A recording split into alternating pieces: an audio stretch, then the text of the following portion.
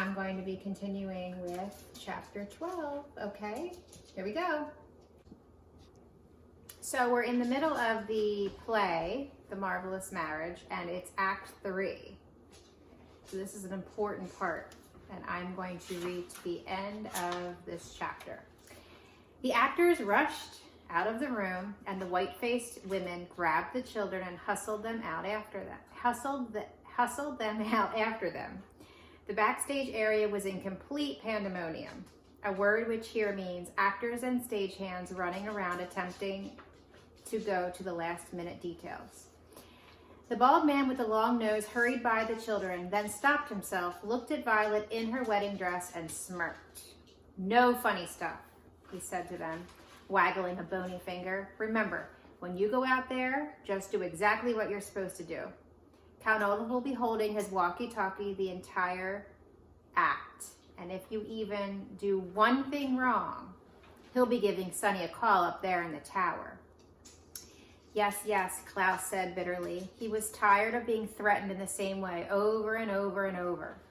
"You better do exactly as planned," the man said again. "I'm sure they will," said a voice suddenly, and the children turned to see Mr. Poe, dressed very formally and accompanied by his wife. He smiled at the children and came over to shake their hands. "Polly and I just wanted to tell you to break a leg." "What?" Klaus said, alarmed. "That's a theater term," Mr. Poe explained, meaning good luck on tonight's performance.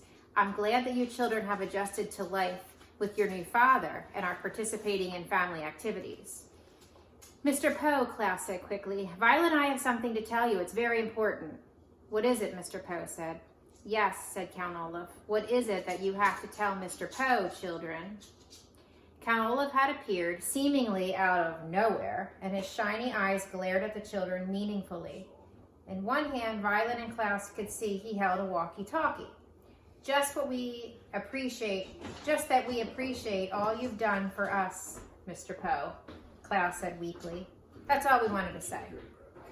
Of course, Mr. Poe said, patting him on the back. "Well, Polly and I had better take our seats. Break a leg, Beauvilliers." "I wish we could break a leg," Klaus whispered to Violet, and Mr. Poe left. "You will soon enough," Count Olaf said, pushing the two children towards the stage. Other actors were milling about, finding their places for Act 3, and Justice Strauss was off in a corner practicing her lines from her law book. Klaus took a look around the stage, wondering if anyone there could help. The man with the long nose took Klaus's hand and led him to one side. "You and I will stand here for the duration of the act." That means the whole thing. "I know what the word duration means," Klaus said. "You gonna say hi, Mom?" She doesn't want to lay down today. "No nonsense," the bald man said. Klaus watched his sister in her wedding gown take her place next to Count Olaf as the curtain rose. Klaus heard applause from the audience as Act 3 of The Marvelous Marriage began. "It will be of no interest to me if I describe the action of this insipid," the word insipid here means dull and foolish, play by Al Funcoot, because it was a dreadful play and of no real importance to our story. Various actors and actresses performed very dull dialogue and moved around the set as Klaus tried to make eye contact with them and see if they would help. He soon realized that this play must have been chosen merely as an excuse for Olaf's evil plan and not for its entertainment value, as he sensed the audience losing interest and moving around in their seats.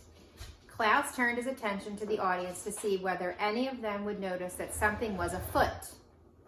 But the way the wart-faced man had arranged the lights prevented Klaus from seeing the faces in the auditorium, and he could only make out the dim outlines of the people in the audience. Count Olaf had a great number of very long speeches, which he performed with elaborate gestures and facial expressions. No one seemed to notice that he held a walkie-talkie the entire time. Finally, Justice Strauss began speaking, and Klaus saw that she was reading directly from the legal book. Her eyes were sparkling and her face flushed as she performed on stage for the first time, too stage-struck to realize she was a part of Olaf's plan. She spoke on and on about Olaf and Violet, caring for each other in sickness and in health, in good times and bad, and all those things that are said to many people who decide, for one reason or another, to get married. When she finished her speech, Justice Strauss turned to Count Olaf and asked, "Do you take this woman to be your lawfully wedded wife?" "I do," Count Olaf said, smiling. Klaus saw Violet shudder. "Do you, Justice Strauss?" said, turning to Violet, "take this man to be your lawfully wedded husband?" "I do," Violet said. Klaus clenched his fists. His sister had said, "I do," in the presence of a judge. Once she signed the official document, the wedding was legally valid. And now Klaus could see that Justice Strauss was taking the document from one of the other actors and holding it out to Violet to sign. "Don't move an inch," the bald man muttered. This is the end of the chapter. The bald man muttered to Klaus, and Klaus thought of poor Sonny, dangling at the top of the tower, and stood still as he watched Violet take a long quill pen from Count Olaf.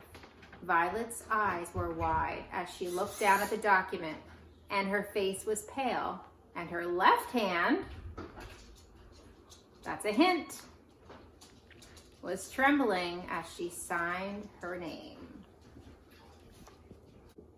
Okay, I got Molly so you could all see her. Whoops. She doesn't want to stay.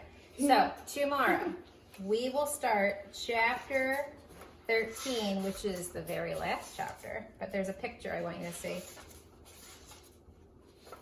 I don't think we'll get through it. It's really long, but look.